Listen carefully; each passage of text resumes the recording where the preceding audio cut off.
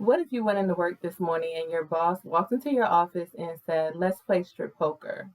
Or you were out and at a business meeting and he asked you if you like to sleep with older men. Or even worse, if you were at a business trip out of town and at the event in front of other people, your boss touched your breast. What would you do? Would you continue to work there? Would you report him? What would happen? Think about those questions as we talk about what's going on in the news today with New York Governor Andrew Cuomo resigning after multiple sexual allegations or sexual harassment allegations have come out about him from 11 different women after a 5-month investigation.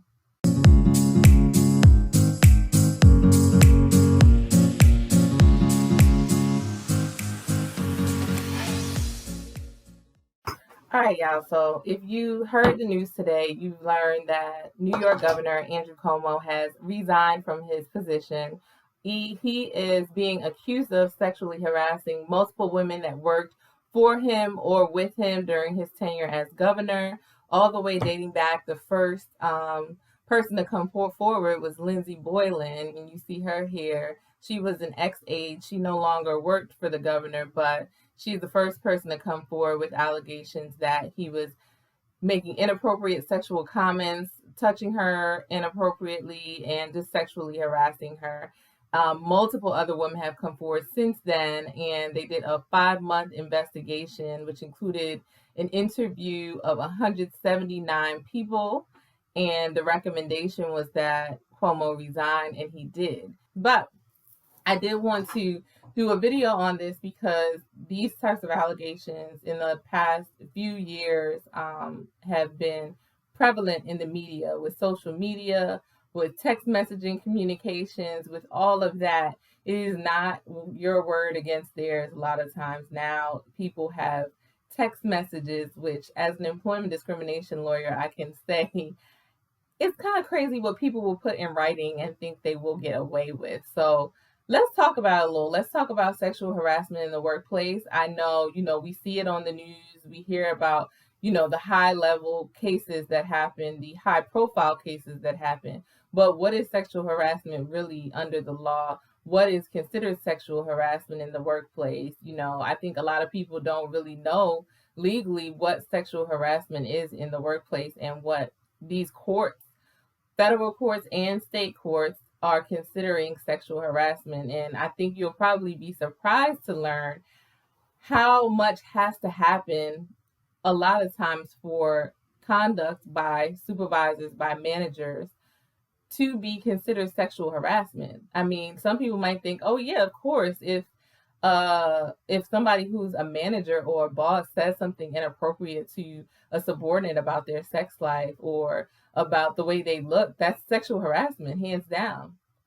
Not necessarily. Now, let's talk about it. Let's break it apart a little bit. So make sure you watch this video till the end.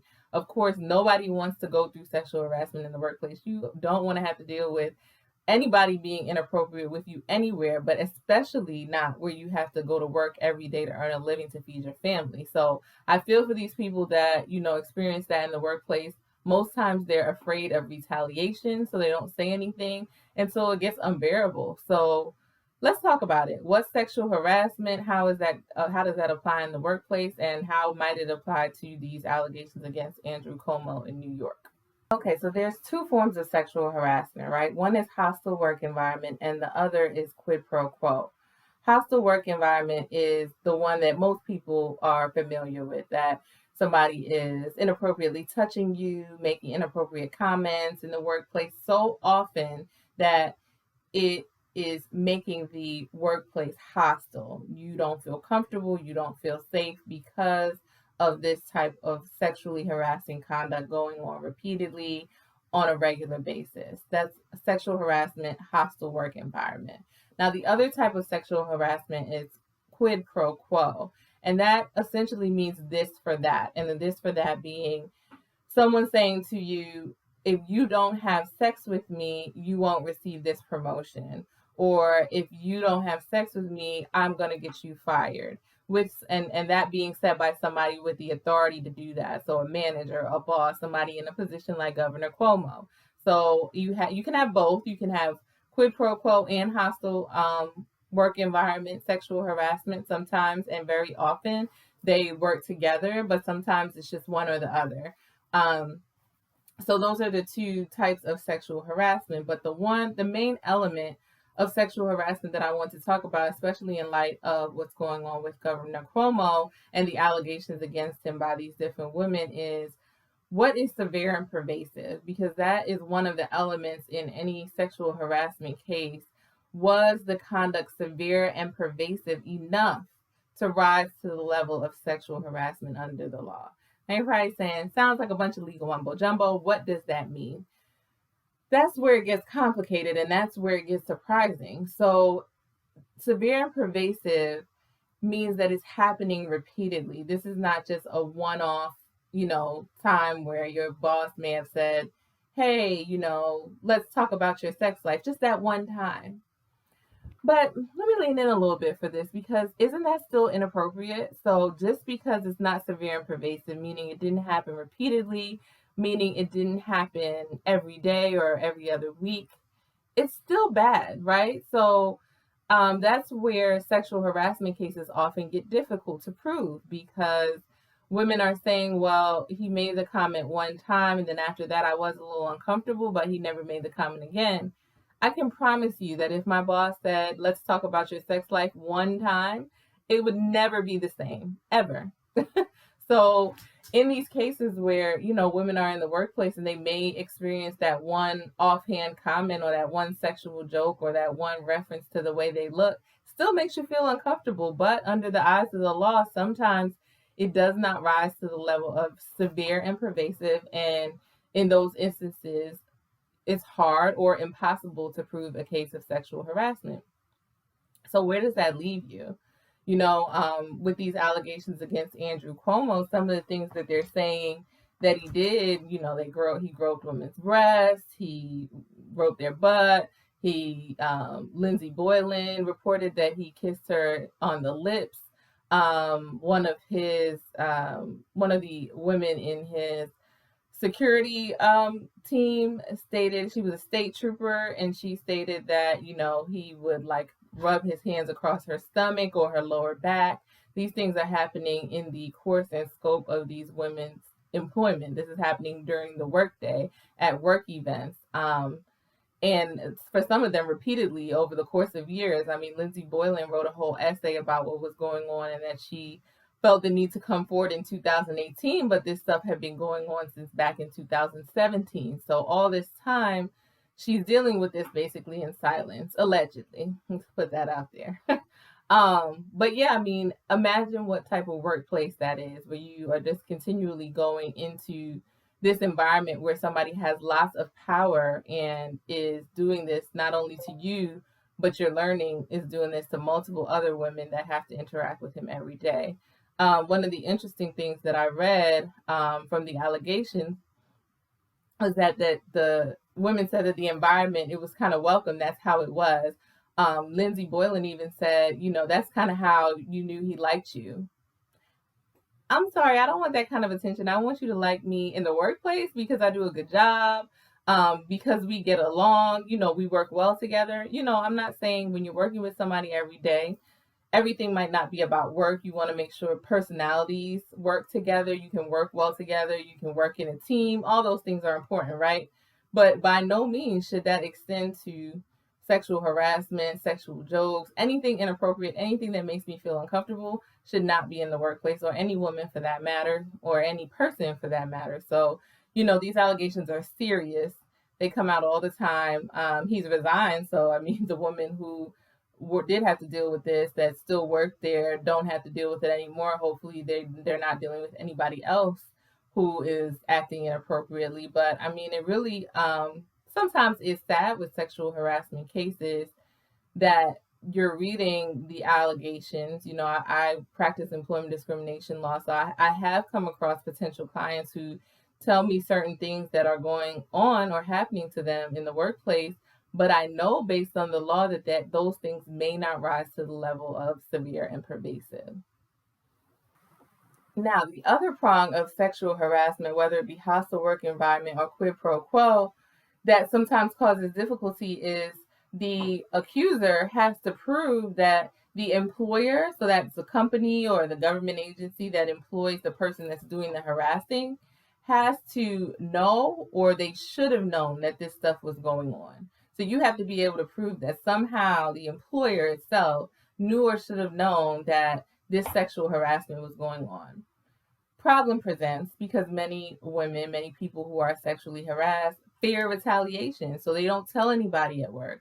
They don't tell anyone other than maybe close friends or family outside of the workplace. So now, when you get to litigation and the company or the government agency is trying to defend against that lawsuit saying sexual harassment didn't happen, we don't have to pay you, we're not liable, they're saying they never told anyone. They never spoke to HR. They never reported it to maybe the supervisor who was harassing them, somebody above them, nothing. So now, they're faced, the person that is trying to bring the lawsuit for sexual harassment is faced with that issue. Well, I didn't report it because I felt like I was going to be retaliated against. Problem. Especially legally, that's a problem because that's an element that we have to prove. But most of the time, what helps is corroborating witnesses, people who saw it happen, heard the statements, especially in situations where, like was being reported about what was happening at the governor's office, this was a culture in the office that these things were allowed. The governor was acting like this with multiple different women, was making these comments. So multiple witnesses came forward and said, this may not have happened to me, but allegedly I've seen this happen to other women, and this is just the kind of the way it was. So even though, you have that element that the employer knew or should have known, there are other ways to prove that other than just the person that was harassed telling the employer or reporting to HR. You can prove that element by witnesses, by text messages. Now, they said, I haven't seen them personally, but in the articles and the information that I was reading about the investigation against Governor Cuomo, they said that there's text messages also. So I have seen in cases that I have worked on, bosses, supervisors, managers getting really inappropriate through text message. And I would think to myself, really? Like, you really want to put that in writing? But some people really get beside themselves with violating women, with thinking that this type of sexual conduct and comments are okay. And they have done it for so long that they don't even think twice about writing a text message and saying, hey, are you having sex tonight? Don't even think anything of it. And meanwhile, this woman feels sexually harassed and is being sexually harassed and is subject to a hostile work environment by these comments. So, even though Governor Cuomo has denied the allegations, did he have an excuse for his behavior or alleged behavior? And the answer to that is yes. So, I read in the article that he said that he's apologetic for what he coins as generational differences. So he said that based on his Italian heritage, that he thinks that the kind of touchy feely nature, kisses on the cheek, hugs, things like that were misconstrued. And he didn't realize he was crossing any lines. He didn't think at the time he was crossing any lines. And he kind of blamed that on generational differences and his Italian heritage. Now, of course, in these situations, there is publicists that are involved, and he has to say something, right? I always tell my clients, I do a lot of work on the plaintiff side of employment discrimination, and I've done sexual harassment cases, civil assault cases, race discrimination cases, the gamut, right? Pregnancy discrimination, all of that. And I always tell my clients the employer has to say something, right? The employer is being accused of this type of discrimination, this harassment, and never have I ever had a defendant employer say, yes, that's exactly what I did, and it was wrong, and let me pay you some money. There's always some type of defense that's going to be asserted. So here, Cuomo's saying it's because I was Italian, and it's because there's these generational differences. I guess he's referring to him being older. He's 63 years old, and some of these women who are accusing him of sexual harassment being younger than him. What do I think about that? Definitely not an excuse. In the workplace, he is a highly paid, highly educated government official. He knows what's proper in the workplace, and if these allegations are true against him, he knows that kissing an employee on the lips, rubbing someone's lower back, rubbing someone's stomach, touching someone's breast, groping their butt, those things are not based on Italian heritage and generational differences. Those things are wrong. Sorry. And he knew it. So, all that being said, this is what's going on in the news right now. This is the highlight of the big high profile sexual harassment case that's now coming to a forefront after the months of investigation with Andrew Cuomo's resignation today. Hope this video gave you a little insight on sexual harassment and what it is in the workplace and what it's not, what, as far as the law is concerned, what doesn't rise to the level of sexual harassment. But let me say this. If you are experiencing any of the things that that I talked about, any of the things that you're hearing about in the news in the workplace, report it to HR. That's the best step that you can do to protect yourself. Put it in writing, report it to Human Resources. I know it's always a fear of retaliation, but there are laws out there to protect you. Title VII prohibits sex discrimination in the workplace. So make sure, and there are state laws. I don't know what state you're in. There are state laws, definitely in New York. I'm here in Texas, that also prohibit discrimination in the workplace. So if you are experiencing that, don't suffer in silence. Of course, it takes bravery to report these things, but they're serious, serious issues. They can cause all sorts of physical and mental distress. This is somewhere you have to go to work every day. So definitely report that or confide in someone that you feel like you can trust to help you through that process. And of course, if you need legal assistance, make sure you seek that out to make sure that your rights are protected.